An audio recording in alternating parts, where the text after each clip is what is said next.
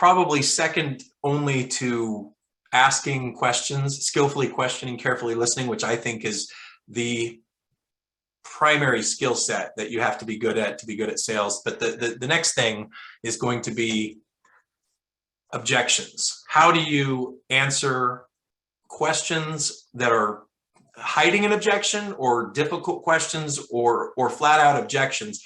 Knowing how to deal with those, when to deal with those, how to deal with those is critical in sales. And I think that the more comfortable we are and more confident we are that we have the right answers and we know how to answer it, then obviously we're empowered, our confidence level goes up, we're going to be more effective at overcoming those objections, and you kind of feel like, well, I'm ready for whatever, because there's nothing to be afraid of. If I know what the objections are, I know how I'm going to deal with them, when I'm going to deal with them, now bring it on.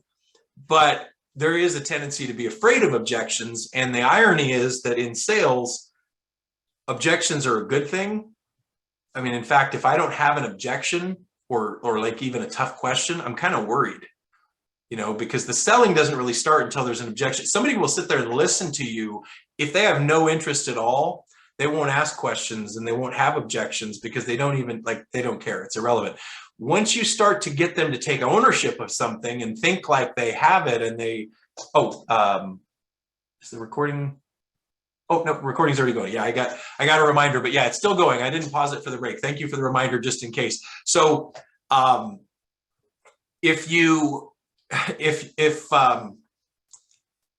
I don't get an objection or even a serious question that's kind of like, quote unquote, a scary question, a tough question or whatever, then I'm doubting whether or not they're even in. Like they just might not even be serious enough about it to have a question. But when you get them to start thinking like they're going to do this, and what's it going to be like when they do this, and all of those kind of things that go with taking ownership of something, that's usually where those questions and objections come into play, right? Because it doesn't matter if it doesn't matter. But once they start thinking seriously about it, it's like, okay, but what about this? And how about if this? And what happens when this? If they're asking those kind of questions, obviously that's a good sign, because they care enough.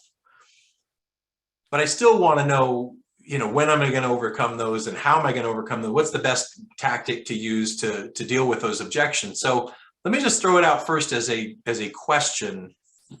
And there's not necessarily one right answer, but what do you believe in general is the best time to overcome an objection or answer a tough question that's kind of like an objection?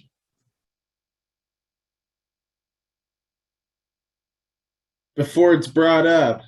No, just kidding. Yeah, no, you're actually right. There is a caveat to it, because the answer is before it comes up, only if you are confident that they have the objection.